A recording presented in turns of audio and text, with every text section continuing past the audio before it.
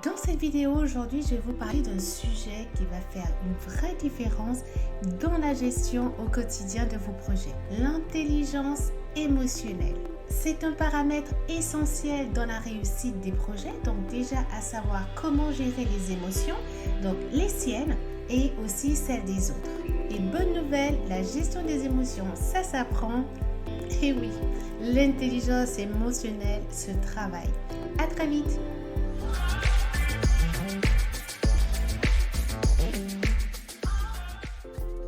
Welcome back guys to my YouTube channel and welcome to All the New Words. Je vais aborder le sujet de l'intelligence émotionnelle, donc qu'est-ce que c'est, pourquoi elle est essentielle en gestion de projet et quels sont les piliers à appliquer. Pour étayer aussi ce sujet, je vous donnerai quelques petits exemples. Alors déjà, l'intelligence émotionnelle n'est certainement pas être cool, être sympa et puis être à l'écoute. Pas du tout.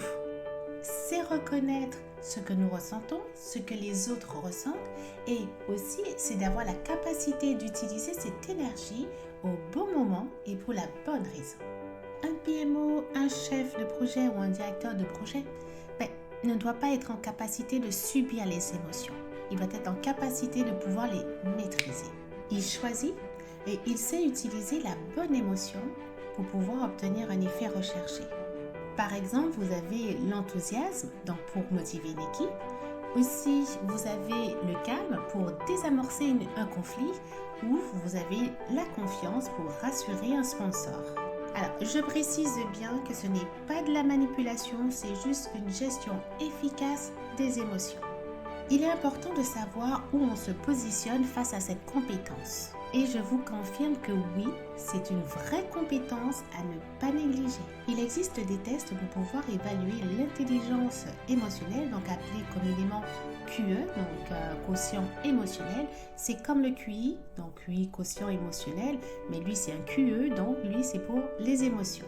Alors il donne une photo à un instant T et aussi donc des axes d'amélioration pour pouvoir progresser. Je vais prendre mon exemple. J'ai passé un test, un QE Pro en 2021 et donc j'ai eu de très bons résultats, en tout cas pour une première fois que je le passais. Et donc ce test a permis d'évaluer plusieurs aspects que je vais vous citer.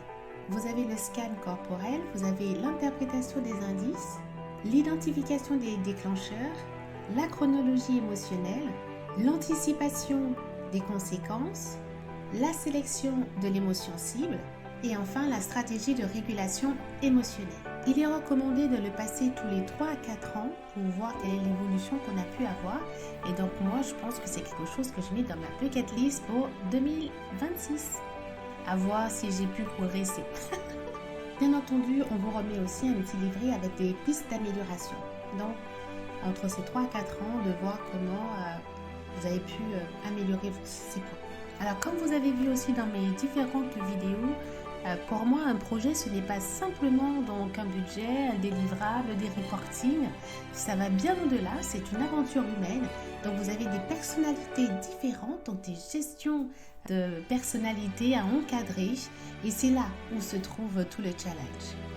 Si on sait jouer sur des émotions, on va pouvoir établir la situation que l'on souhaite. Par exemple, instaurer la confiance avec des équipes, garder une équipe engagée ou transformer la pression en énergie collective. Donc, c'est un vrai travail à mettre sur le terrain et à déployer.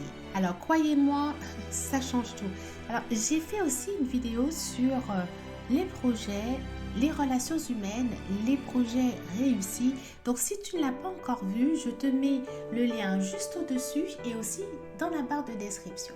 J'ai sélectionné 3 piliers à appliquer. Bien entendu, vous en avez d'autres, mais pour moi, j'ai mis les 3 fondamentaux. Vous avez en premier la conscience de soi. Par exemple, lorsqu'on se sent stressé, c'est de prendre un moment juste un peu avant pour se recentrer, se ressourcer, faire des exercices de respiration. Par exemple, à chaque vidéo YouTube que je fais, c'est quelque chose que je prends le temps de faire avant de passer à l'enregistrement. Puis après, on est prêt pour assurer l'animation.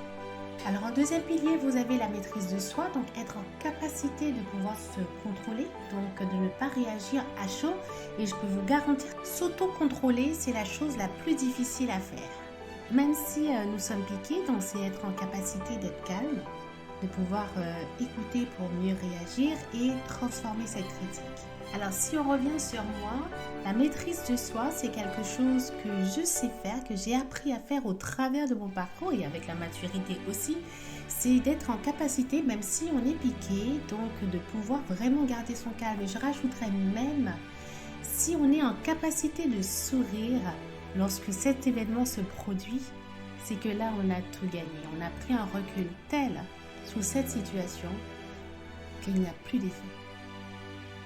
Car vous prenez une distance telle sur cette situation. J'ai pas dit rire, j'ai dit sourire. Donc de manière à par la suite de prendre de la hauteur. Et en troisième pilier, vous avez l'empathie. Donc c'est de comprendre quelle est l'émotion qui se cache derrière l'autre. Et puis comment par la suite on va faire pour réagir avec la bonne émotion face à ce collaborateur.